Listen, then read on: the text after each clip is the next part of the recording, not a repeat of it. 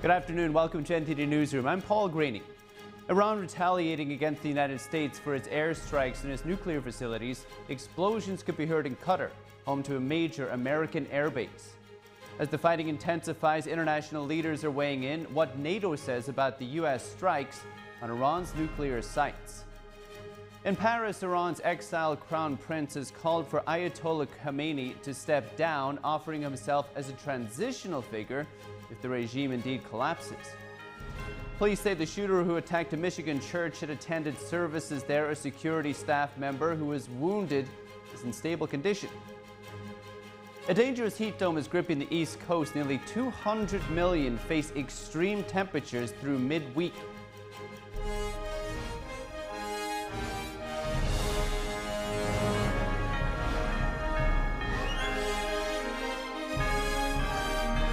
This is NTD Newsroom, live from our global headquarters in New York City. Great to have you with us this afternoon. Explosions echoing through the night sky over Doha today as Iran launched strikes against U.S. military personnel just southwest of the Qatari capital. Witnesses said they saw what appeared to be missiles. Iran said it attacked American forces stationed at Qatar's Al Udeid air base. The retaliation comes after Tehran vowed to respond to unprecedented U.S. airstrikes on its nuclear facilities Saturday. The spokesperson for Qatar's foreign ministry condemned the attack on X. The Post read in part, quote, "We consider this a flagrant violation of the sovereignty of the state of Qatar, its airspace, international law, and the United Nations Charter." The official added Qatar reserved the right to respond to the Iranian missile barrage. And President Trump has raised the question of regime change in Iran, and senior U.S. officials warned Tehran against retaliation. Here's a closer look. President Donald Trump on Sunday raised the question of regime change in Iran, following U.S. strikes against 3 key nuclear sites in the country over the weekend. Trump wrote on Truth Social Sunday afternoon that, quote, "It's not politically correct to use the term regime change, but if the current Iranian regime is unable to make Iran great again, why wouldn't there be a regime change?" That appeared to be a departure from messaging from top officials in his administration. Earlier in the day at a press conference at the Pentagon, Defense Secretary Pete Hegseth said the U.S. strikes in Iran were not a preamble to overthrow its government. This mission was not and has not been about regime change. The president authorized a precision operation to neutralize the threats to our national interests posed by the Iranian nuclear program and the collective self-defense of our troops and our ally Israel. Vice President J.D. Vance took a similar line to Hegseth on the question of regime change. Well, first of all, we don't want to achieve regime change. We want to achieve the end of the Iranian nuclear program, John. That's America's objective, and that's what the president has set us out to do. U.S. General Dan Kane said Operation Midnight Hammer involved 7 B-2 bombers, which flew for 18 hours from the United States into Iran to launch 75 precision-guided munitions in total on 3 nuclear sites. Tehran has vowed to defend itself. After the U.S. strikes, it traded more volleys of missiles with Israel that wounded scores of people and destroyed buildings in the commercial hub of Tel Aviv. But it has not yet targeted U.S. military bases or choked off oil shipments that pass through its waters. Secretary of State Marco Rubio said on Sunday no more U.S. strikes were planned unless Iran responded. In an interview on CBS, he said, quote, "We have other targets we can hit, but we achieved our objective. There are no planned military operations right now against Iran unless they mess around." And the White House this morning responded to Trump's comment about Iran's regime change. Press Secretary Caroline Leavitt says the president was simply raising a question. Let's take a listen. The president's posture and our military posture has not changed. The president was just simply raising a question that I think many people around the world are asking. If the Iranian regime refuses to give up their nuclear program or engage in talks, we just took out their nuclear program on Saturday night, as you all know. But if they refuse to engage in diplomacy moving forward, why shouldn't the Iranian people rise up against this brutal terrorist regime? That's a question the president raised last night. But as far as our military posture, it hasn't changed. The Pentagon says that U.S. strikes on 3 Iranian nuclear facilities involved more than 100 aircraft and warships. In addition to an overwhelming display of American military power, deception may have played the largest role in the unprecedented attack. NTD's Andrew Thomas has more details on the operation. Operation Midnight Hammer was weeks, perhaps months in the making. As Israel continued a series of airstrikes targeting Iran's nuclear program, the U.S. mission began just after midnight Eastern Time on June 21st. The Pentagon announced that B-2 bombers had taken off from Whiteman Air Force Base, Missouri, and were headed west over the Pacific Ocean to the U.S. base in Guam. But those aircraft were decoys. At the same time, 7 B-2 bombers departed Whiteman, heading east on their way to Iran. Dozens of refueling aircraft kept the B-2s airborne during their journey across the Atlantic Ocean and over the Mediterranean Sea. As the B-2s entered Iranian airspace, American submarines began launching Tomahawk cruise missiles at targets in Iran. The 7 stealth bombers carried 2 30,000-pound bunker-busting bombs apiece. Beginning at 6:40 p.m. Eastern, the B-2s began dropping GBU-57 massive ordnance penetrators on Fordo, the largest conventional bombs in the U.S. arsenal. Over the next 20 minutes, the rest of the bomber crews dropped their payloads over the Fordo and Natanz nuclear sites. The sea-launched Tomahawk cruise missiles reached the third and final target, Iran's Isfahan nuclear facility.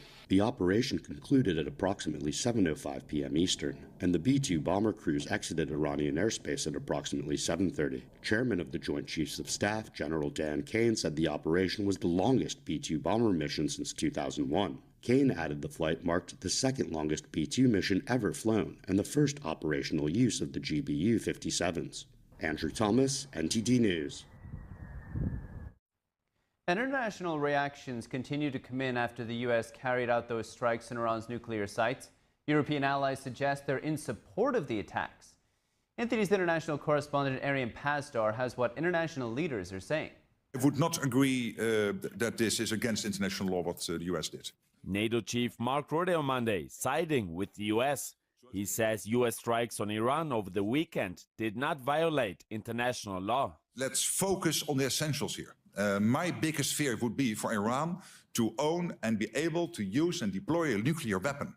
Germany's chancellor echoes the sentiment, saying evidence shows Iran was aiming to obtain nuclear weapons. Nobody in this world needs 60% or even higher enriched uranium for a nuclear power plant.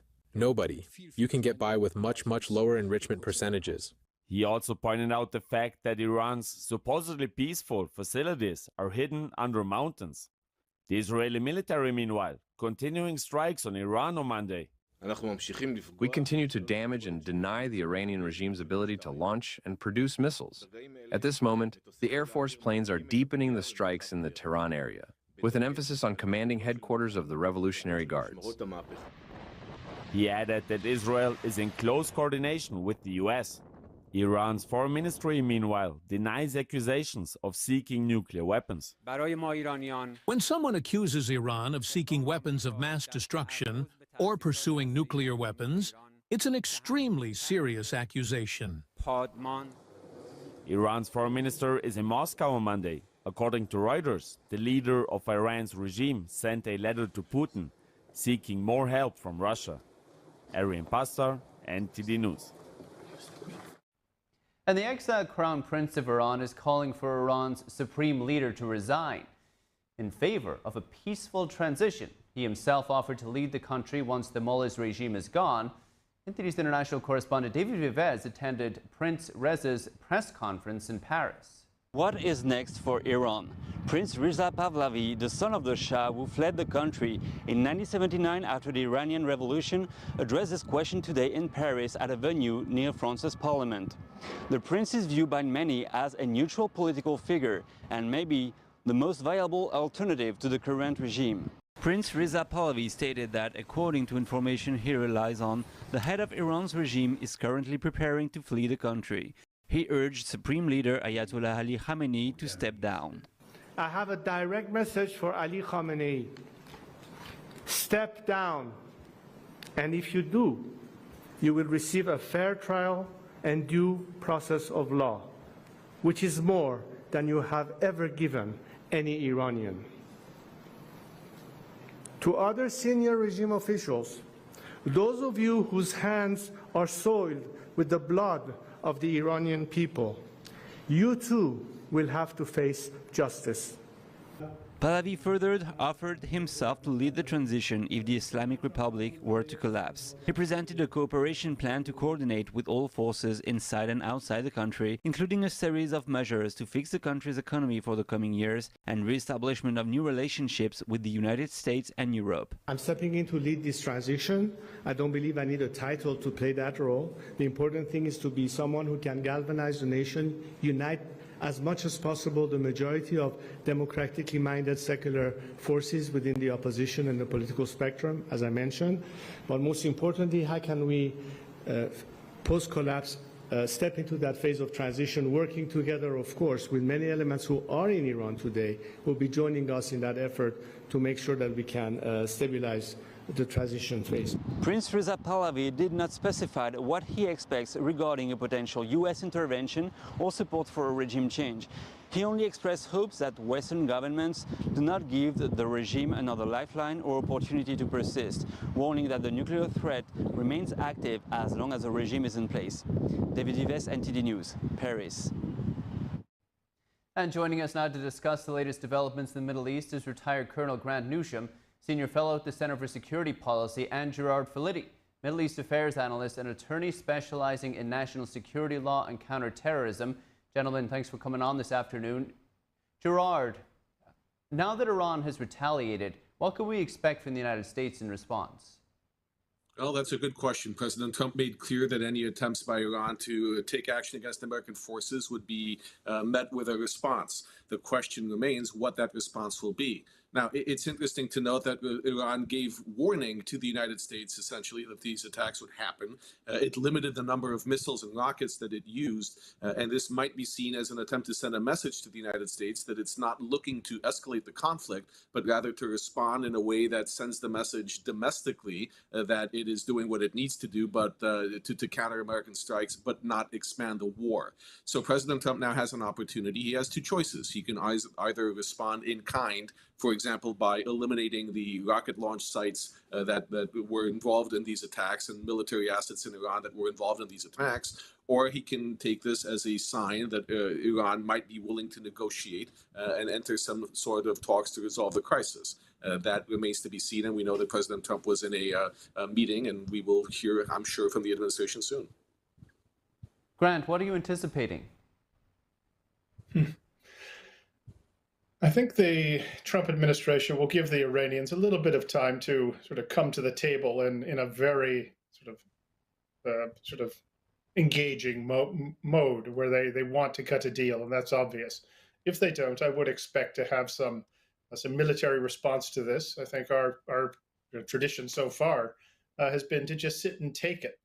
When the Iranians do something, think, oh, they're just posturing. Well, this administration, I believe, knows that if they just sit and take it, that they have no hope of the Iranians actually doing what we want them to do, and which was the intention of the original attack here. So I would expect a military response to this.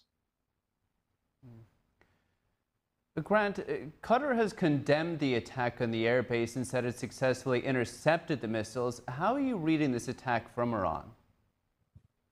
Oh, if we stop the missiles, it's not all surprising. We've gotten pretty good at it. It appears we'd taken a lot of the hardware, the planes out of the airfield. So that doesn't surprise me that we actually stopped it. But at the same time, it's unwise to just consider this as just messaging. I did mention I expect a military response to this, but also one option, of course, is to really start putting on crushing sanctions on Iran, similar to the maximum pressure campaign in the first Trump administration. And that ultimately is a step that I think is going to have to be taken in order to get Iran to sort of change its ways. It's been 45 years and we've tried the same processes and none of them have worked. Finally, we're trying something different. So this administration, I think, has some idea of what has worked and what hasn't worked. So I would expect a forceful response one way or the other. Gerard, are you anticipating sanctions? Well, I think that the sanctions can be expected to be increased to maximum pressure. I entirely agree that that's expected and beneficial. However, we have seen that Iran has gotten very good over the years at flouting sanctions, and that alone has not brought it into compliance with the norms of the international community.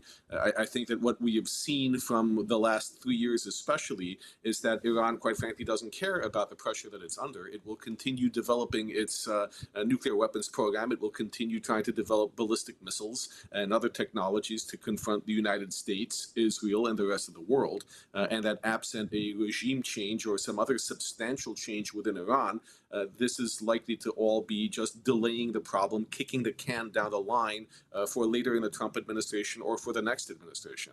I think that if President Trump does see this for what it is, there will be the impetus to respond more vigorously militarily. However, let's not forget that there's also significant domestic pressure within the United States, even within the Republican Party, that opposes these so-called forever wars, sometimes forgetting that it's because of Iran that we have these forever wars. Grant, Fox News is reporting that the Pentagon isn't aware of any American casualties at this time either. How soon might we hear from the administration on any potential casualties or perhaps damage? Oh, I think we'll hear about that quickly. The fact that we didn't have any casualties, though, of course, is not really a sort of a mark of success. It just means we didn't have any casualties. It does mean the Iranians were free to do whatever they wanted in response. So one shouldn't make too much of that. Keep in mind the Iranians attacked U.S. forces over 300 times in the region during the Biden administration, and the administration's response to that was nothing. So as noted earlier in some other interviews, the fact that this attack on Iranian nuclear sites was successful really is not the end of anything. It's simply the beginning of a series of steps that we're going to have to take, and the civilized world is going to have to take if it is going to eliminate this threat that Iran has posed to the world for the last 46 years. Gerard, how about the United States allies, perhaps in Europe or around the world? How do you think they're viewing this latest escalation? I think we're hearing how they're viewing it. We've seen that Germany has been very supportive of American action.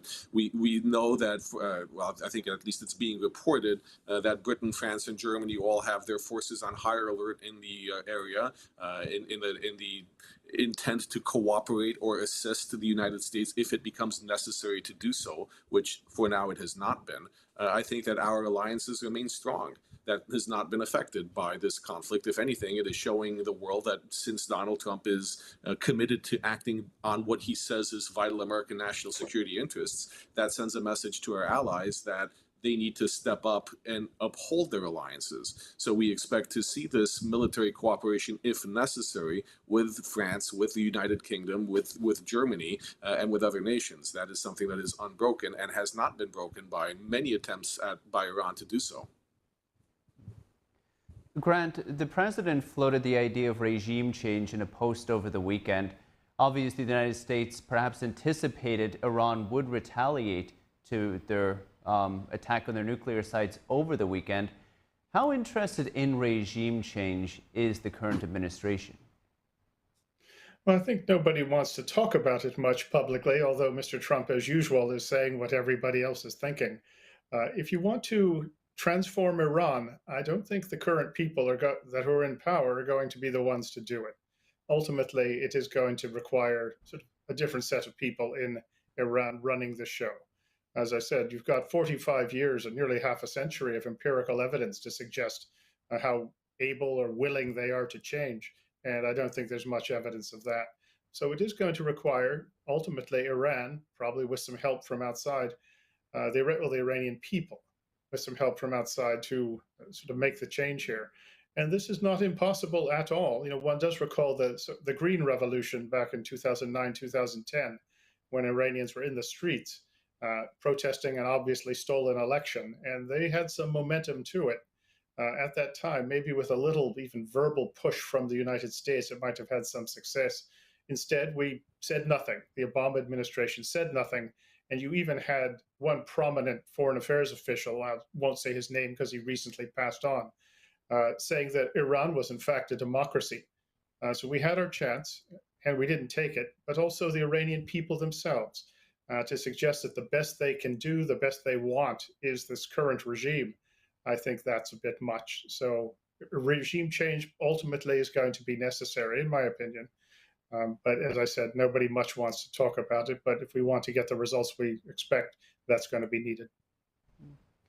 Gerard, some people have raised the comparison with the United States entering Iraq and have said that they're not interested in this type of foreign intervention by the United States anymore. We also have people within the Trump administration who have from the beginning said that they would rather focus American efforts on the Asia-Pacific region to counter China's expansion there. Could a type of regime change campaign from the Trump administration perhaps become prolonged and distract from other priorities that the administration may have already had? Well, the first thing to remember is why we had boots on the ground in Iraq, why we were involved in Syria, why we had such a presence there. It wasn't because we were looking for a forever war. It was because of Iran, because Iraq, a Shia-dominant country with close ties to Iran, where the Iranian regime was fighting with the Sunni government of Saddam Hussein for well over 10 years in the 1980s.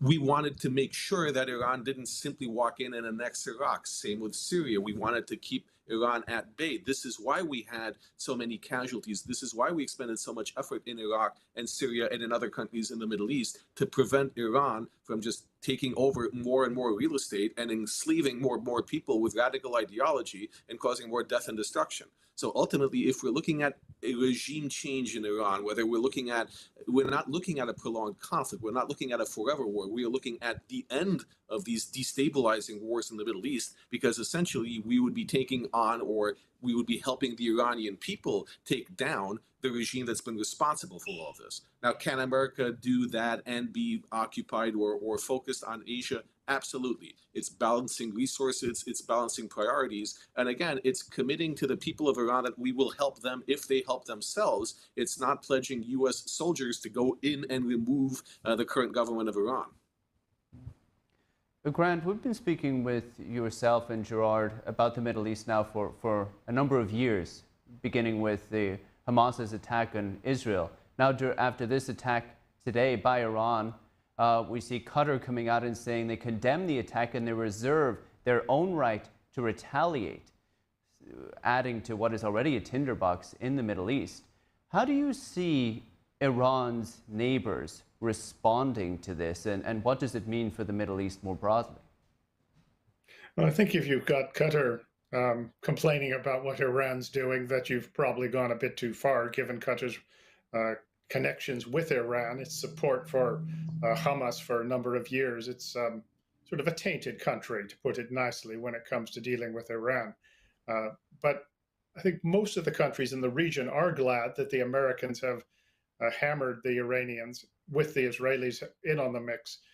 They won't say it publicly, but they are, I think, pleased with the outcome here. But they are concerned about our staying power, how far we're going to take this, if we're going to see it to the end, or if we're going to launch some strike and then back off and hope the Iranians to magically transform. So they're going to be a little bit careful about coming out publicly, but there's a lot of support in this region for getting rid of this sort of Islamic extremism coming out of Iran. And if it's played right diplomatically by the United States, the Europeans as well, who need to get on board, and that includes Spain in particular, that there is some grounds for sort of moving ahead effectively here. And I think you will find most of the nations in the region don't mind Iran being sort of transformed into a better sort of country. Gerard, how about Iran's allies in China and Russia? How are they going to look at this type of escalation? How are they going to respond? These are alliances of interest, not alliances of state. When you look at Russia, they have their hands more than full with Ukraine. They have been shown to be almost as much of a paper tiger as Iran has been. They use Iran as a foil to American interests. So does China. China's interests are economic. They need Iranian oil. They need to supply of it for their economy, which is not in good shape.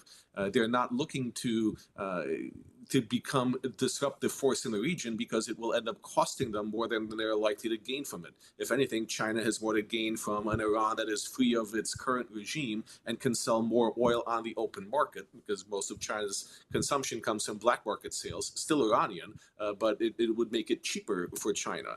So there's not an interest by China or Russia to become involved militarily. Can they send and sell missile parts or missiles? Sure, but that's why we have the Fifth Fleet to intercept those vessels. They are not likely to make it. Will they raise a diplomatic stink? Absolutely. We will see threats or action by Russia and China in the UN, in The Hague. You will see all sorts of angry rhetoric. You will see BRICS nations get involved as well. But at the end of the day, the entire world, I think, realizes that Iran is not a stable or a sane regime, and that not having this problem is better for everyone in terms of stability, peace, and the economy. Gerard, how about domestically? We heard during the press conference on Sunday morning that Congress was not notified about the United States strike until after the strike actually happened. And so there was no congressional approval given for the strike, given the secrecy of it. How about now with this escalation? Will the Trump administration be able to just move ahead with whichever course of action they want to take, or will Congress have to be brought in to give some kind of approval? Well, first, despite some of what's being reported, President Trump did let Speaker Johnson know about America's plans before they were implemented. But the law, with the War Powers Resolution of 1973, requires that the president notify Congress within 48 hours of introducing American forces into hostilities. There's no advance notice requirement in the law, and it's the president's prerogative under Article 2 of our Constitution as Commander-in-Chief to be able to exercise on our national defense. So what President Trump did is completely aligned with the law, and he has made it clear that this is not a war. He is not looking for a declaration of war. He has not asked Congress for permission, for an authorization of the use of military forces, as we have had under previous administrations yet. Can he do so? Yes. Can Congress ratify his actions and authorize force? Absolutely. They have 60 days to do so. But this is ultimately not something that requires congressional approval when the president is acting to protect American interests and American forces. And right now, if President Trump wanted to respond to this attack, again, he would not need congressional notice. He would not need congressional approval. He can just respond as Commander-in-Chief. Grant, how about the way that this is actually playing out? A lot of the messaging is happening actually in social media, with the president posting direct messages about the Iranian regime or its leader. How do you view this in the overall, you could say, actions that both sides are taking? Well, it's the what works business, and this administration, this president, is different than ones we've had in the past. So he uses these media to get his message across, and given the performance, I'm afraid, of the traditional media, I can't blame him if he wants to sort of be represented accurately and fairly. But this is just par for the course. I think we're sort of feeling our way through this. Even the administration is. I presume they've got a plan that had covered the next 12 steps after they bombed the nuclear sites. But the methods of communicating, the language used, this is all something that it's different, but we got a taste of it during Trump administration #1, and it just might be effective. Gerard, anything to add there? Well, remember a few days ago when President Trump tweeted essentially or put on Truth Social to a warning to people in Tehran to get out of town? We saw people do just that. What that shows is that the President of the United States can effectively communicate his message directly to the people of Iran. And that's very important, because if we do want to put that messaging out, if we want the truth to be out there, if we want to help foment regime change, we can do that. And that will be through social media, that will be through the internet. It's not going to be as it was 30 years ago through shortwave radio or Radio Free Europe. It's going to be through social, Twitter, X, whatever you want to call it these days. But the US president communicating directly to the Iranian people is a very big deal. All right, and gentlemen, I just want to add that I mentioned that Congress wasn't informed. The White House says the leaders were called before this strike. And gentlemen, Gerard Filitti and Grant Newsham, General Grant Newsham, thank you both so much. Thank you. Thank you. And still to come this evening.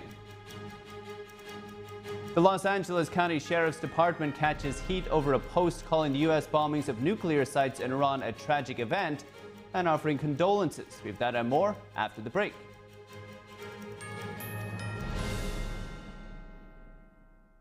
As we naturally age, many people are getting zero amount of this incredible and unique substance. That's when we start seeing an impact in our joints, skin, nails, and even our digestion. People ask me, Dr. X, what is the #1 supplement I should be taking?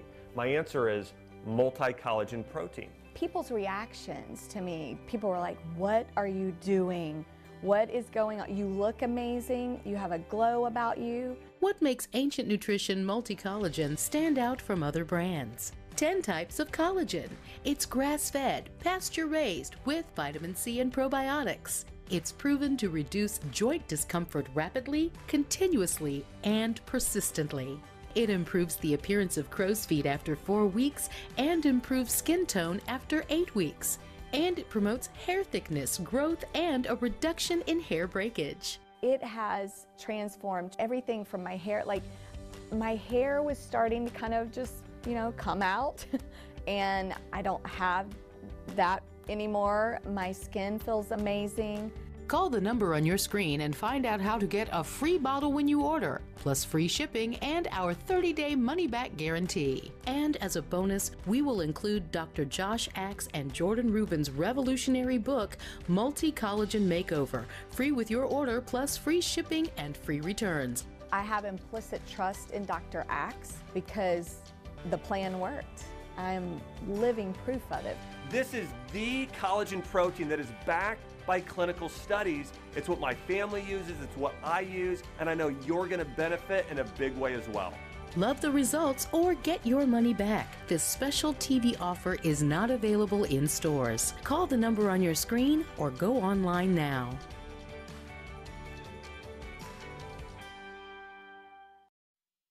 To celebrate our newest launch, Rev 7, I'm bringing you an amazing introductory offer, plus an exclusive overstock sale that you're not going to want to miss. Rev 7 is our premium energy drink that tastes great and gives you energy all day with no jitters and no crashes. That's because there's no sugar and no caffeine. I'm so sure you're going to love Rev 7 that for a limited time you can try our 3-pack absolutely free. Or check out our Percale bed sheets. I can't believe I'm even going to say this. Every color, every style, every size, only $29.88. So go to mypillow.com or call the number on your screen. Use your promo code to save 20% on our Rev 7 12-packs or try our introductory 3-pack absolutely free. And our Percale bed sheets, all sizes, only $29.88, even the queens and kings. Inventory is extremely limited, so order now.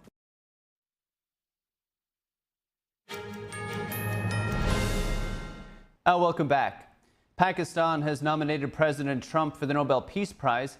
The country called Trump a genuine peacemaker for his role in helping to avert a major confrontation between India and Pakistan last month. Pakistan's government said Trump had demonstrated stellar statesmanship during the India-Pakistan crisis. Was triggered by the terrorist massacre of 26 Indian tourists in Indian-controlled Kashmir in April.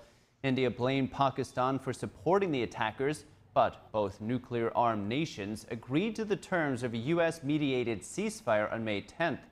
In his nomination, Pakistan credited Trump with the decisive diplomatic intervention and pivotal leadership. The announcement came before news broke of U.S. airstrikes in Iranian nuclear sites. Pakistan has since condemned the attacks on Iran's facilities. And are the strikes in Iran constitutional, or did President Trump breach congressional authority? That's the heart of the debate on Capitol Hill as lawmakers from both parties share mixed reactions.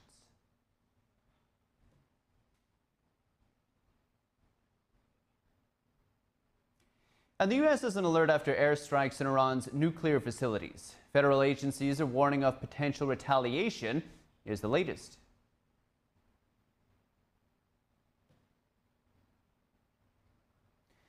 And police say the man who opened fire outside a Michigan church had attended services there a couple of times in the last year. The individual was struck by a vehicle and then fatally shot by security staff at Cross Point Community Church in Wayne. Police say churchgoers spotted the gunman driving recklessly. Bystanders then saw him exit his vehicle wearing a tactical vest and carrying a rifle and a handgun. Several people could be seen directing children to the back in a live stream video of the Sunday morning service.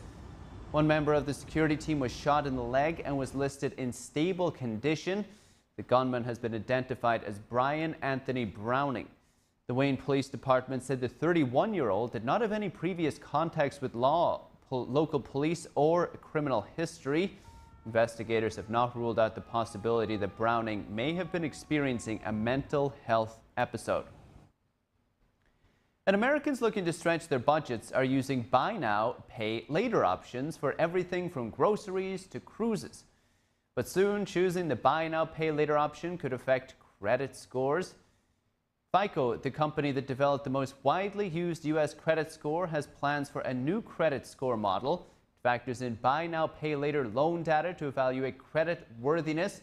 FICO expects the new model will be ready for release this fall. And are the strikes in Iran constitutional, or did President Trump breach congressional authority? That's at the heart of the debate on Capitol Hill as lawmakers from both parties share mixed reactions. Following President Trump's decision to bomb Iran nuclear facilities, lawmakers are weighing if it was within his constitutional authority. Democrats say the action was too hasty and lacked congressional approval of using war powers. This was not constitutional, was not lawful in the absence of a declaration by Congress. And so the administration should have come to Congress. We will have a vote on a war powers resolution. Senator Lindsey Graham pushed back on critics, pointing out that going to Congress first would have compromised the attack. This was something that had to be done quietly. Last thing you want to do is come to Congress with an attack this sensitive. So what's the big picture? Saudi Israel is more likely than ever. The Arabs are very impressed. I think we're going to see real change in the Mideast. The weaker Iran, the stronger the likelihood of peace. While most Republicans supported the move as one of strength, Congressman Thomas Massie, one who's often been at odds with Trump, is one of few Republicans who opposed it. The Constitution requires Congress to weigh in on this. There's some argument that, oh, there was an imminent threat, so the president can act for 60 days without a vote of Congress. But here's the reality. After 60 days, he has to stop unless there is a vote. The congressman led mostly Democrats in putting together a war powers resolution. Massey's comments are at odds with Republican leadership. House Speaker Mike Johnson described the attack as putting America first, with a decisive action that prevents the world's largest state sponsor of terrorism from obtaining the most lethal weapon on the planet. Some supporters say that while Congress has the authority to either fund or defund war efforts, it can't make big decisions about if and when to attack. Lawmakers return to Washington, D.C. today. Heated debate will continue to unfold around the bombing. Reporting from Washington, D.C., Melina Weiskup, NTD News. And the U.S. is on alert after airstrikes in Iran's nuclear facilities. Federal agencies now warning of potential retaliation here in America. Here's the latest. Cities in the United States are on high alert after U.S. strikes on Iranian nuclear sites this weekend. The Department of Homeland Security issued a terrorism advisory Sunday, warning Americans of a heightened threat environment. DHS officials say extremists could be motivated to act if Iran's religious leadership issues a call for violence. Law enforcement agencies in major cities are taking no chances. The New York Police Department told Fox News it has added extra patrols around Jewish and Iranian-linked sites. Washington, D.C. and Miami-Dade are also stepping up visibility around places of worship and diplomatic buildings. Cybersecurity is another front.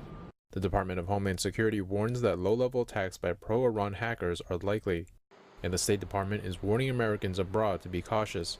American travelers are being told to expect protests and possible disruptions across the Middle East.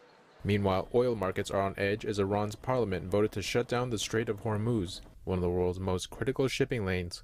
Oil prices jumped on the news. Brent crude was up 2% to more than $78.50 a barrel, while U.S. crude also climbed 2% to over $75 a barrel.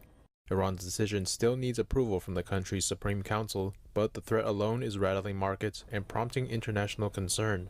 The narrow waterway, just 20 miles wide at its tightest point, is flanked by Iran, Oman, and the UAE.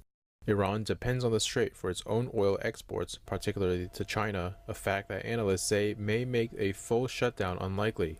Speaking to Fox News Sunday, State Secretary Marco Rubio called on Beijing, urging them to pressure Iran against shutting the strait.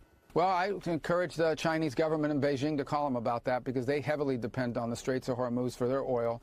If they do that, it'll be another terrible mistake. It's economic suicide. Markets are watching closely. Asian shares fell Monday with South Korean's Kospi and Taiwan's TAIEX both down over 1% at one point. U.S. futures dipped as well. Rubio said closing the strait would hurt other countries worse than the U.S. It would be, I think, a massive escalation that would merit a response, not just by us, but from others. U.S. Navy ships are constantly patrolling the area, but Vice President J.D. Vance says the Trump administration is not looking to deepen military engagement. Asked on NBC's Meet the Press on Sunday if American boots could fall on the ground, Vance said no. The goal, he stressed, was narrow. The president has actually been one of the fiercest critics of 25 years of failed foreign policy in the Middle East, which is why he did what he did. A very precise, a very surgical strike tailored to an American national interest. Vance repeatedly emphasized that the administration is open to diplomacy if Iran changes course. There's a pathway where Iran integrates itself into the international community, stops funding terrorism, and stops trying to pursue a nuclear weapon. This is a reset. This is an opportunity for the Iranians to take the smart path. Meanwhile, Capitol Hill remains divided. Some Republicans are backing the president, calling the strikes necessary. But others in Congress, including Democrats and some conservatives, say President Trump acted without proper congressional approval. It's an assertion the administration denies. Iran's foreign minister has accused the U.S. and Israel of having blown up diplomacy. The regime has vowed retaliation, though for now the world is watching and waiting. And extreme heat is affecting almost 200 million people and is expected to bring record-breaking temperatures. It's predicted to be at its most intense tomorrow. Forecasters say a heat dome is moving eastward from the Great Lakes region. It's expected to bring 99-degree temperatures to New York City by tomorrow. New York City's mayor warned conditions could be life-threatening if not prepared. Farther south, Washington, D.C. could see 99-degree temperatures today. Intense heat is expected from Boston to the Carolinas. A heat dome makes hot air in a region hotter, trapping the air before it can cool down. It remains in place until a cold front moves in. Things are expected to cool down by Thursday. Officials say the best way to stay safe is to stay hydrated and take breaks from being outside in the heat. And Governor Kathy Hochul has declared a state of emergency in 32 New York counties as severe storms and extreme heat hit the state. Experts caution that extreme overnight heat could be as dangerous as daytime highs. And for those without air conditioning, it's advised to create a cool corner to sleep in, stay hydrated, recognize the symptoms of heat illness, take advantage of public cooling spaces like libraries and community centers. Heavy rain, flash flooding, and downed trees struck part of central and upstate New York early yesterday, killing at least 3, knocking out power in some areas. More storms and dangerous heat are expected through mid-week. Now let's hear what people in New York have to say about this extreme heat. I'm from Scotland, so I'm not used to this kind of heat. I'm only here for 5 days. I'm a bit scared. I was speaking to the bartender at the bar last night and she was saying I'm just going to stay at home all day with the AC on, but obviously we're here on holiday so we can't really do that. We're not going to stay in the hotel all day. Yeah, we're just going to have a wander and then nip in and out of stores and maybe go to the Met. Enjoy the aircon. Came here from the UK, so I'm not used to this heat, but I'm quite enjoying it so far. Yeah, we're going to go and check out Central Park today, so hopefully maybe it cools down a little bit. I think we're going to check out the zoo as well in Central Park. There it is. It's the hottest day of the season so far. Yeah, I'm going to enjoy it. I'm an outdoors person, especially in the summertime. Stay hydrated, man. Don't miss the water. I am trying to stay inside as much as I can just because I'm dripping in sweat. So I would like to stay in place as much as possible during this weather, definitely in the shade.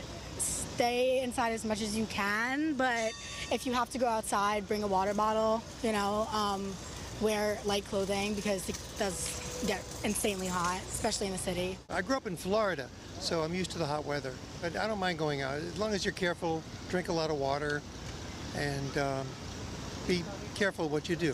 My tip is stay cool and stay in the shade and don't move too quickly. And also, don't stress. I'm a big fan of summer, so yeah, I like summer. If you stay in the shade, it's pretty comfortable, I would say. Like, I mean, I'm sweating, but it's not like I'm dying, you know? Just definitely keep yourself hydrated. Bring yourself like a bottle of water or something with you and just try to stay in the shade, I would say. Still to come this afternoon. Conflict in the Middle East is now grounding flights. Airlines around the world are suspending routes as skies over Iran and its neighbors go empty. That and more after the break.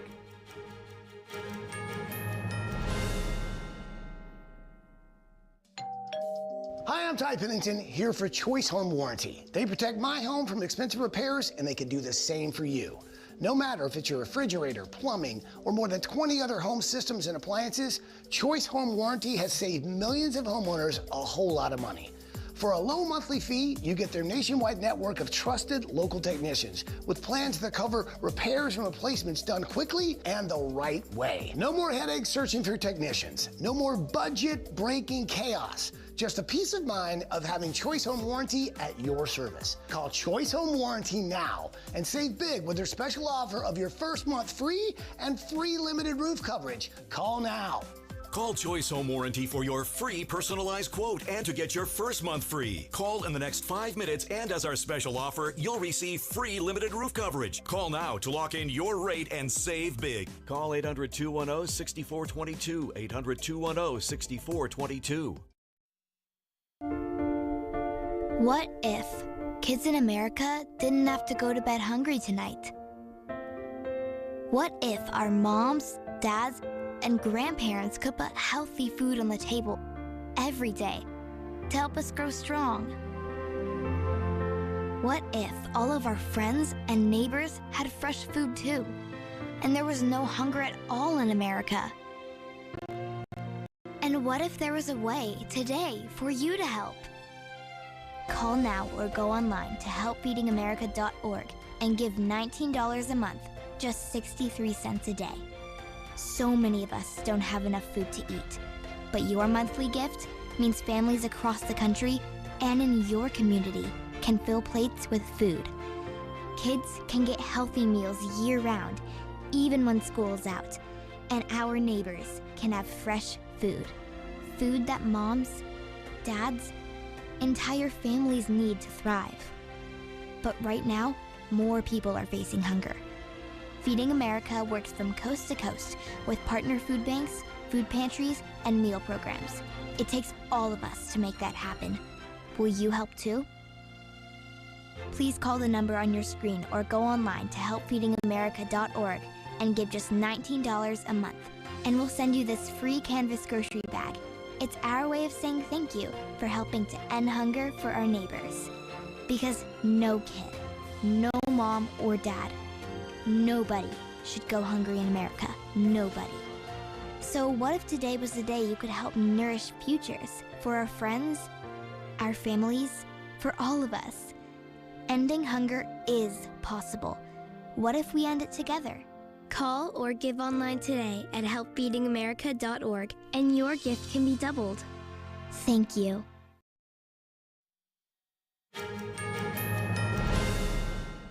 Welcome back. Attorney General Pam Bondi is testifying before the House Appropriations Committee's Subcommittee on Justice. Let's take a look. Country you can imagine. And of course, I didn't see Iranian driver's license, but they are coming into our country. Yes, we know that's documented, but just walking into our country. And that's why Homeland Security, that's why ICE, that's why the FBI, that's why all of our agencies, DEA, ATF, are all working hand in hand to combat that and to keep Americans safe. And that is what President Trump is committed to doing. Thank you. Chairman, I yield back. Ms. DeLauro. Thank you very much, Mr. Chairman. Just a quick note before I get to my questions. Fentanyl seizures are down 30% compared to last year. And that data is coming from the Customs and Border Patrol, CBP. I don't make it up. But fentanyl seizures are down. At your confirmation hearing, you asserted that you will do everything in your power to prevent illegal gun runners in our country. Your budget request for the Bureau of Alcohol, Tobacco, Firearms, and Explosives, ATF, proposes a cut of 26% below the current level. How can you justify such a massive cut without inevitably weakening ATF's ability to help our state and local law enforcement fight illegal gun trafficking?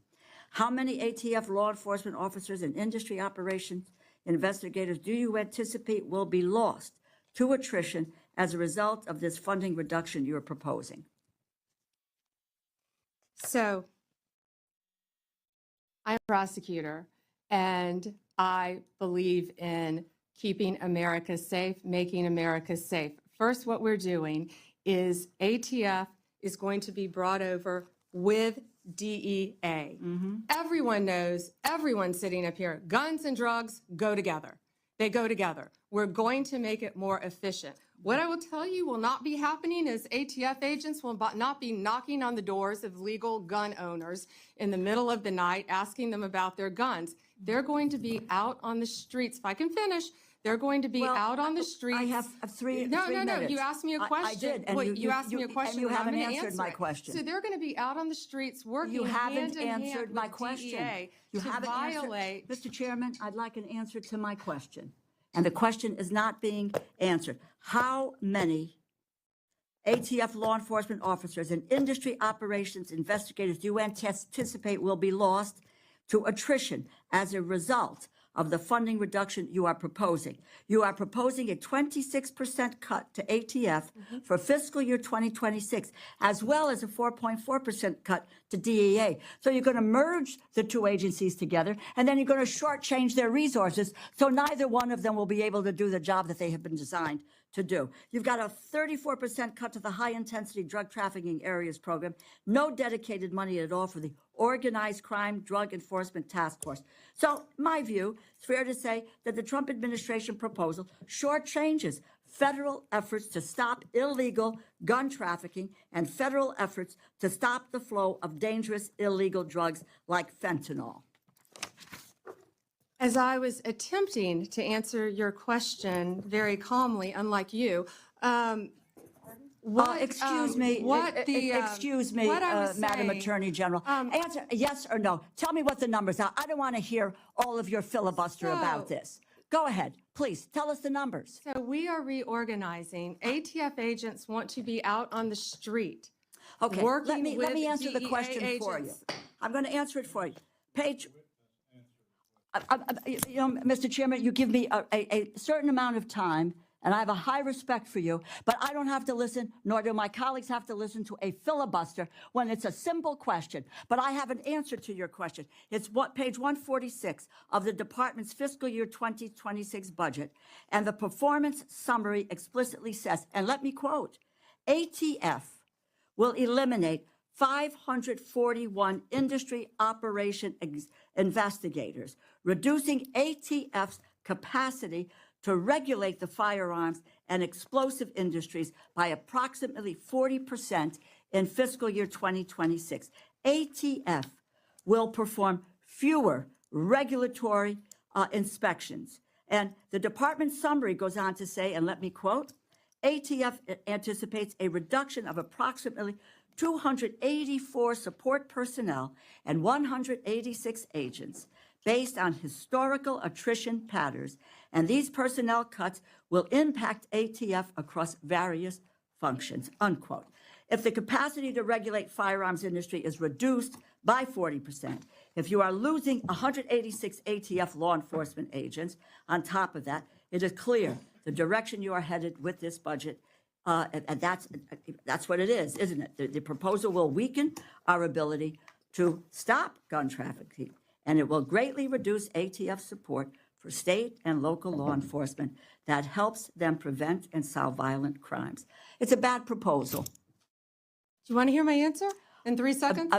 You mentioned regulatory functions.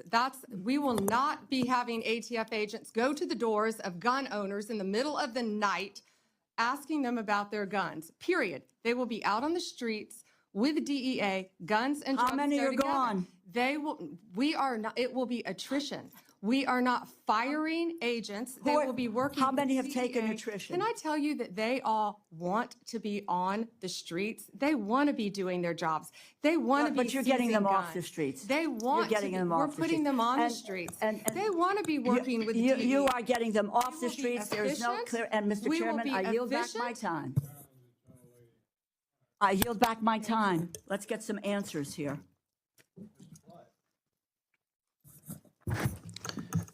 Thank you, Mr. Chairman, and thank you, Attorney General Bondi, for being here today. You are, in my mind, a breath of fresh air to our Department of Justice. Thank you. So thank you for your dedication to the Constitution and for equal justice under the law. I am sorely impressed with your experience and how you have handled the Department of Justice so far. As we all know, under the Biden-Harris administration, the Department of Justice, FBI, and ATF were dangerously weaponized to target President Trump and everyday Americans, tactics more fitting of an authoritarian regime than a constitutional republic. From politically persecuting President Trump, then President Biden's chief political rival, to going after pro-life advocates like Mark Houck, the actions of the Attorney General Garland, Director Wray, and the DOJ leadership were unacceptable and unconstitutional, in my opinion. That's why I was very encouraged to see the President's FY26 budget commit to ending the weaponization within the Department of Justice and the FBI. And so, can you elaborate for me, how has the Trump administration's DOJ shifted away from politically motivated investigations and refocused on its core mission, prosecuting the most dangerous criminals? And you mentioned that a little bit in your opening remarks. So if you can focus on the moving away part, I'd appreciate it. Yeah, thank you, Congressman Clyde, and thank you for that. And also, our budget includes $1.2 billion and 2,444 agents for ATF. And those agents will be on the street with DEA. And thank you for letting me answer that question. Yes, ma'am. And we are prioritizing resources addressing illegal firearms and traffickers, and we will reduce unnecessary regulatory efforts, including what I just said about the weaponization. That's how ATF, I believe, was weaponized in the prior administration. Also, they were arresting peaceful protesters, the Biden administration, at abortion facilities. No longer. They targeted Catholics at church services. No longer. No longer will parents be arrested at school board meetings because they care about their children. That has ended under this department. That's why Donald Trump won the popular vote and the Electoral College by overwhelming margins. He made that crystal clear, and that's what's happening now in our country. That weaponization has ended. These ATF agents will be on the street fighting drugs. I have been a career prosecutor. ATF has taken thousands of guns off the streets since January 20th, working hand in hand with DEA. Drugs and guns go together. Core function, no more targeting and weaponizing our citizens by any of the agencies. Thank you. Thank you for that commitment. Thank you. I was delighted to see that. And that was Attorney General Pam Bondi testifying before the House Appropriation Committee's Subcommittee on Justice. If you'd like to continue watching that, you can do so at ntd.com. And here, still to come, Saudi Arabia condemns Iran's attack on the U.S. airbase in Qatar. Our coverage of the Middle East tension continues in the next hour. Stay with us.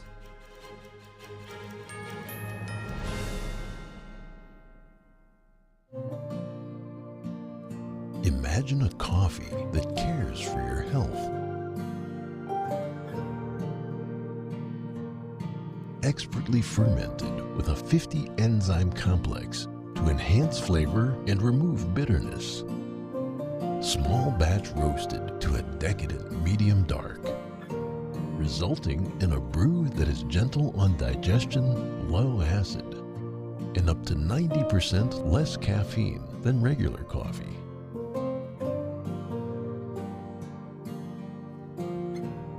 Try America's first enzyme fermented coffee today.